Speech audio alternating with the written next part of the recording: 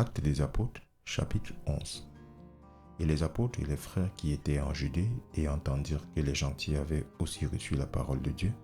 Et lorsque Pierre fut monté à Jérusalem, ceux qui étaient de la circoncision contestaient avec lui, disant : « Tu es allé chez les hommes incirconcis et tu as mangé avec eux. » Mais Pierre leur répéta l'affaire depuis le commencement.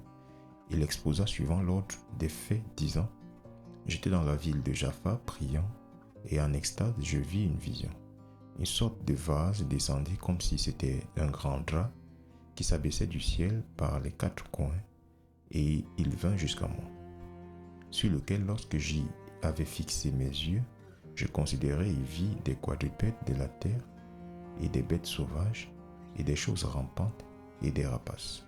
Et j'entendis une voix me disant : « Lève-toi, Pierre, tue et mange. » Mais je répondis : « Non pas, Seigneur, car rien d'ordinaire ni d'impur n'est entré dans ma bouche à aucun moment. » Mais la voix me répondit de nouveau du ciel : « Ce que Dieu a épuré, n'appelle pas cela ordinaire. » Et cela se fit 3 fois, et tout fut retiré de nouveau dans le ciel. Et voici, immédiatement, il y avait 3 hommes envoyés vers moi de Césarée, déjà arrivés à la maison où j'étais, et l'Esprit me fit aller avec eux sans douter. De plus, ces 6 frères qui m'accompagnèrent, et nous sommes entrés dans la maison de l'homme. Et il nous montra comment il avait vu un ange dans sa maison, qui se tenait debout et lui avait dit : « Envoie des hommes à Jaffa et appelle Simon dont le surnom est Pierre, qui te dira des paroles par lesquelles toi et toute ta maison vous serez sauvés. » Et comme je commençais à parler, l'Esprit Saint tomba sur eux, comme sur nous au commencement.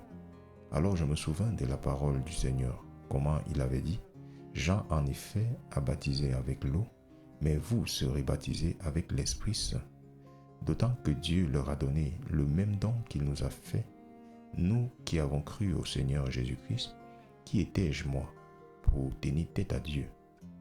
Quand ils entendirent ces choses, ils se turent et glorifièrent Dieu, disant : « Alors Dieu a aussi accordé aux gentils la repentance vers la vie. » Or ceux qui avaient été dispersés de tous côtés par la persécution qui s'éleva au sujet d'Étienne voyagèrent jusqu'en Phénicie et à Chypre et à Antioche, ne prêchant la parole à personne qu'aux Juifs seulement.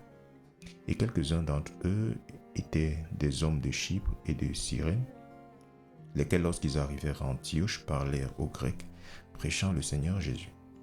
Et la main du Seigneur était avec eux, et un grand nombre crut et se tourna vers le Seigneur. Alors les nouvelles de ces choses vinrent aux oreilles de l'Église qui était à Jérusalem, et ils envoyèrent Barnabas pour qu'il aille jusqu'à Antioche, qui, lorsqu'il arriva et qu'il eut vu la grâce de Dieu, fut content et les exhorta tous afin que, avec un cœur résolu, ils s'attachent au Seigneur. Car il était un homme bon et plein de l'Esprit Saint et de foi, et un grand nombre de personnes furent ajoutées au Seigneur. Puis Barnabas partit pour Tarse pour chercher Paul.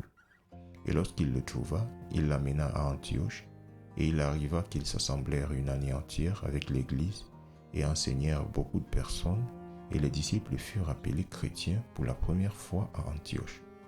Et en ces jours-là, les prophètes vinrent de Jérusalem à Antioche, et l'un d'eux, nommé Agabus, se leva et signifia par l'Esprit qu'il y aurait une grande disette d'un bout à l'autre du monde, laquelle arriva en effet au temps de Claude César. Alors les disciples, chacun selon sa capacité, déterminèrent d'envoyer du secours aux frères qui demeuraient en Judée. Ce qu'ils firent aussi, ils l'envoyèrent aux anciens par les mains de Barnabas et de Saul.